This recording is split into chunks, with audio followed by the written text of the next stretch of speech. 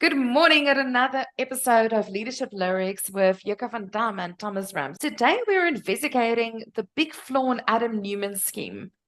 WeWork's started out with investing in property and letting out office space to entrepreneurs and startups.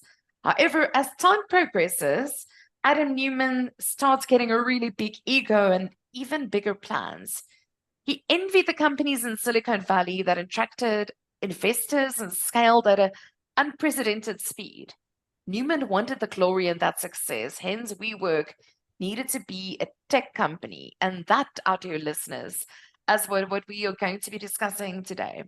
So, Thomas, WeWork was actually promoted as a tech company, but in reality, they were renting out office space. Why were they called a tech company?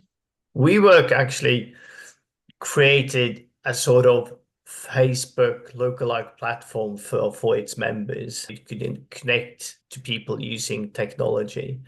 And the whole sort of idea was that they gather all these people into their offices and the buildings and entrepreneurs and startups, and these young, very energetic people, and get them to connect and hire their skills from each other or share ideas. That was the idea. The whole sort of technology platform was called a WeWork member network, like an internal LinkedIn with profile pages and putting job offerings on the network and connecting people. Using a lot of advanced and exciting technology that monitors people, how they interact and use. So if, for example, you and me, we meet at a coffee bar, they can actually see that and analyze that. However, when companies actually try to use this technology and utilize it, that did not happen at all.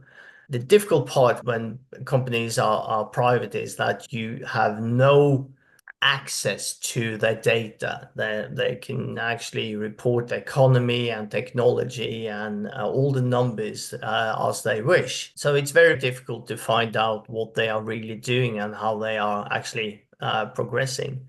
So the interesting story here is that Thinknum actually rented space at WeWork, and they used public data to analyze the traffic and whether people were actually using the technology. People didn't. People didn't use the WeWork member network. So it was And total fake.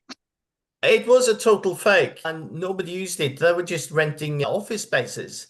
So they were just an ordinary property management business. But it's their You can't. brand was so much more. It's a Yes, you're so we. much We're more. together online. Yes, the we in WeWork, and we have the technology, and you should also consider us a technology, and you should give us all your money. So if you don't have the technology in a tech company, you're actually not a tech company. And that's the big flaw. It's very interesting. So yet again, a lot of smoke and mirrors, what they were saying, but in the reality, it was a very different picture. And almost the brand or the story they were painting was we do a lot more than just office space. They were Yes, trying to create yes. that persona. How did they really do financially, Thomas? Where did they get their money from? Were they doing well? And how did their business evolve over time? Was it all privately funded or did they get investors? What was that story? It was a bit of a mix. They got some private investors and some people they knew and got interested in their scheme. And initially, economically, they were very strong. I mean, they made money and they got tenants. It was energetic, a bit new age, but very nice office spaces, very modern, very slick.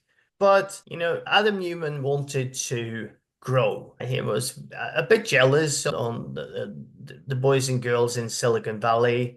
They were scaling great, unprecedented to previous companies, making a lot of money, all getting all the attention from investors. And he wanted to be one of those. He wanted to be a part of the club. And they spent a lot of money. They wanted to expand, buying buildings, and it wasn't going that well after some time. I So heard yeah. rumors that they were ready to fire a lot of people, that someone actually managed to get into their boss's email address and saw that they were going to fire people, and suddenly the SoftBank investment landed, something like Yes. 4 billion. What was Yes. that impact on the business and also on Adam Neumann, the CEO, that money, that cash flush that they suddenly were? Yeah, Adam Neumann is a very charismatic and very energetic person. He has a lot of energy and he's very persuasive. So SoftBank's CEO had some chats with Adam Neumann and was convinced to invest in a WeWork. And they were, I'm not going to say that they were at the brink of bankruptcy, but they were very close. And when the money came, of course, and it, as you said, it's a cash flash. It's a lot of money, huge investment. And when those money arrived, they went on a shopping spree. They wanted to expand. They wanted to be big. They needed to expand as well. And they spent a lot of money on the offices, of course, and refurbishment and everything, but they also spent a lot of money on the personal spending, helicopter flights, holidays, condos in New York, flats in various cities. So it was not only a shopping spree for WeWork, but a private shopping spree as well. And it's quite scary. I think at a stage I heard he was even sending a helicopter to his employees to come to meetings to him where he was situated at the Hamptons. So like really going completely crazy over the top. And if they were really a tech company, they would have started doing remote meetings at that time. Nobody used the platform, so yeah. I heard that they had a failed IPO. For people that don't know what that is, what is an IPO and what were they trying to achieve? Is that getting listed, getting into selling shares? And what was the process of getting that IPO? When you're a private company, you can reveal whatever you want. You are private, literally. But an IPO, you have to reveal everything. IPO stands for initial public offering. You have to disclose everything. All of your bad buying behavior. How you earn your money. Are you how earning you spend money? your money. And what are your assets? How many tenants do you have? What do they pay? How many buildings do you have? What do you spend on refurbishing? How many helicopter flights do you have? Do you have something special payments to his wife, which also was the case? So you have to disclose everything, be transparent, because now people are investing money, buying stocks, and you can't withheld any information. And what was disclosed was quite shocking. So they failed that IPO, and what was the impact of that on their business and on shareholders, clients? Like, what was the morale in the business like when that happened? Yeah, because, it actually damaged the company's reputation, of course, because when you do the books, when it comes to economy, the old gangster movies, you have a saying that you cook the books. And that is what they did. They called a lot of expenses something else. So the numbers looked nicer, greener than they actually were. So their profits looked higher, and in reality it wasn't. They were actually operating at a loss, eh? Yes. When they went on with the IPO, they had to disclose everything, and people just looked at it and said, no, this is not good. So it damaged the company's reputation badly. And then did it have an impact on their valuation? Because I know that they were valued at, 46 billion at a stage. Did that then come down? Yeah, it's like, yes, of course, because it's like a Ponzi scheme. Yes. Suddenly the whole thing is revealed. That's just down. It's smoke and mirrors. It's a Ponzi scheme. It's nothing. And that significantly reduces WeWork's value. Earlier on, you mentioned that he appointed his wife as a third CEO as well, which sounds a little bit like nepotism, where you're favoring your own family. Were there any kind of corporate governance issues that came in with her and in general in the business? Were they operating above board besides cooking the books? Initially, Adam's wife did not have a sort of a role or position in the company. She was more like Adam's advisor. Sounds familiar. Like Yes. Elizabeth Holmes and Sonny Baloney. Sounds Yes. very Yes. fun. But that changed. And they started WeGrow, which was her idea. And she managed the whole thing, spent a lot of money. And we talked about these summer camps as well. Mm. She got a bigger and bigger role, sat with Adam as well on at these summer camps and talked, let's say that they divided 50-50. So he talked the 4 hours and she talked 4 hours. Oh my word. And it is nepotism, that you favor your family, friends. It isn't good for the company. Were there any major conflicts of interest at WeWork? You know, where Adam was perhaps earning money on the side? Was everything above ground in terms of the corporate governance? He had some businesses on the side, and it is when you try to hide that from your company and from your employees, that is not a good idea. You're not being transparent. And when that is disclosed, your employees lose faith in you, and there is a gap between how they perceived you and how you wanted them to perceive you. And when that sort of fact is disclosed, it has a huge damage on people's belief in you and people's trust. So doing that is not a good idea. And of course, yes, that happened as well. I heard a story that Adam was actually a landlord of one of the buildings that was leased out. Does that create a conflict of interest in the Yes, because business? Yes, because what they did was that, he sort of bought a building and forced WeWork to hire the building back and renting it out to their tenants. And of course, that is really bad because when you have to make a decision, okay, you have Mm, to make the landlord go. mm. And what sort of discussions do you have around the table when you have Adam owning the building and at the same time running WeWork? And you don't want to fire yourself because then you lose tenants and the contract. So yes, that is not a good way to do business. So, what can we learn from the corporate governance failures? What should people actually put in place to ensure that these things don't actually happen? Could there be policies and procedures? Sometimes in Yes, companies of they'll say course. things like that people are allowed to have a relationship with someone in the business, but that they need to Yes, disclose it, or yes. that you're not allowed to report to your spouse. So that's one of the areas. But if we're Yeah, I thinking in mean, terms of those other corporate governance things of like the leasing out, could there be a thing? I know in government contracts they'll say if you're bidding for tender, they'll say, do you know anyone that's involved in the decision making?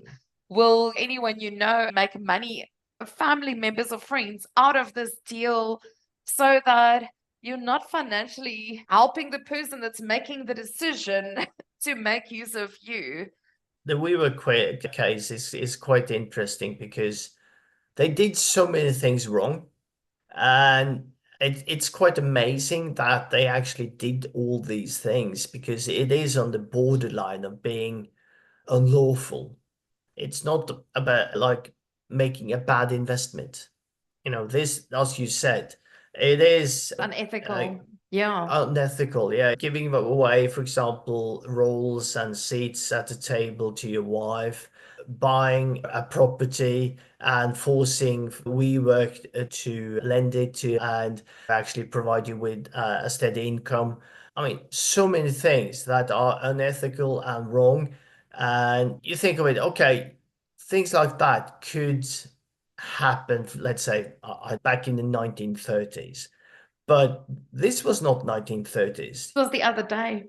Yeah. And they wanted to expand so fast. They wanted to just grow, get attention, shine, get investors, and they didn't think about sustainable growth. They said they invested in their employees, but instead the employees' mental health deteriorated. They thought that They bought I'm sort of shares. They bought into the whole scheme of providing entrepreneurs and startups as an office space, 20-something people arriving, for example, New York, and helping each other. And it was an energetic, charismatic atmosphere, a lot of booze, of course. And they bought that message. They bought the whole scheme. And they felt that this was just smoke and mirrors, withholding information. How am I actually going to survive this? Because it actually hurt them personally. They thought they were making a difference. And And ultimately, they, that wasn't the case. So it had major no, repercussions on the finances, mental health, even yes, physical health, eh? Because of yes, the long physical hours mental. they worked. Yeah. Yes, they were told that you should do this and this, long work hours. They were called into meetings, during the evening, during early hours. And it was just like, we stay here until we are finished. So it's not only mental health, it's physical health as well. It's an example that you don't want to follow. There's a saying where they're actually looking at companies in terms of, they say you need to look after people, planet, and profit. And if we're looking Mm. at WeWork, they've failed in all three those categories because, like you're Yes. saying, the people deteriorated. They were working all hours into the evenings, getting lower range salaries. They were living together, they were working together, so there was no work-life balance. Then planet, I know there was some kind of environmental concerns to do with the business as well. And then profit, they were actually cooking their books, they were lying about their Mm. profitability of the business. So Mm. ultimately, we cannot, as a business, only chase profits. It's actually about finding the intersection in the balance between those. Are you, and the people can refer to your own people, but also to your investors and also to your clients and also to the community. Are there prospects of the company recovering, Thomas? Or what Yes. happened? Because they obviously crashed and filed for bankruptcy at that stage, but what has happened in the meantime? Yes. Well, now they're back to what people thought they actually were doing, just renting out office spaces and not the tech. So it's valued, hopefully correctly, not overvalued and overpriced. So now you have office spaces that they actually rent out in various cities. Without So Adam Neumann.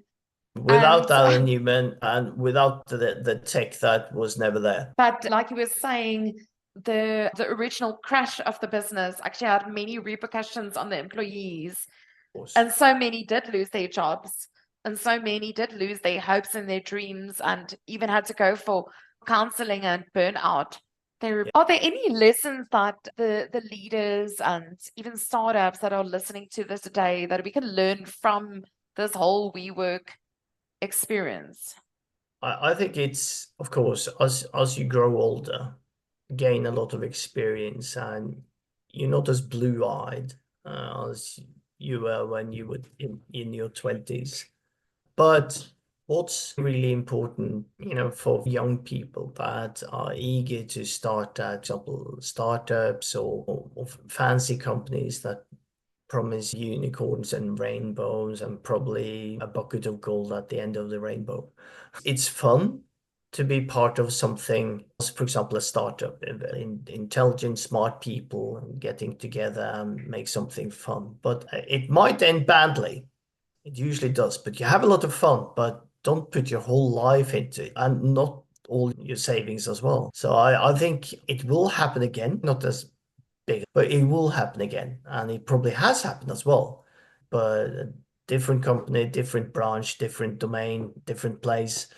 So I think it's a bit difficult to tell people what to do and what not to do. But we talked about Ponzi schemes. If something is too good to be true, it usually is. Financial projections and not Yes. cooking the books and ethical considerations and caring about your staff and following good corporate governance. So, like learning from their mistakes to not fund your own pocket while your business is actually crumbling in the background. So, rather check the balance sheet than the income statement.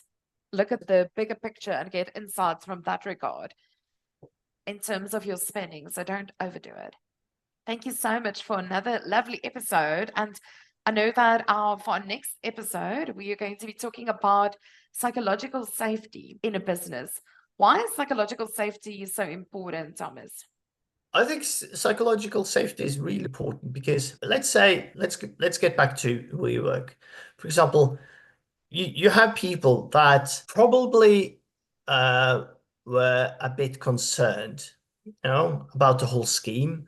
Like we had this friend who visited We Live, and he saw the whole shebang and asked his friend, is this a cult?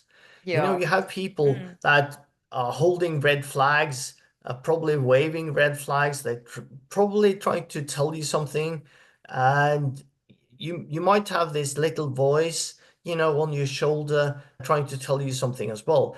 And if you don't have this psychological safety and you feel that you can raise your voice in a meeting or ask questions, ask, for example, the bit annoying questions, the bit difficult questions, you don't have psychological safety. And if you have, people can actually ask those questions. And so problems, they don't get that big. You can have an atmosphere and a work environment where people actually can talk to each other and talk about their problems.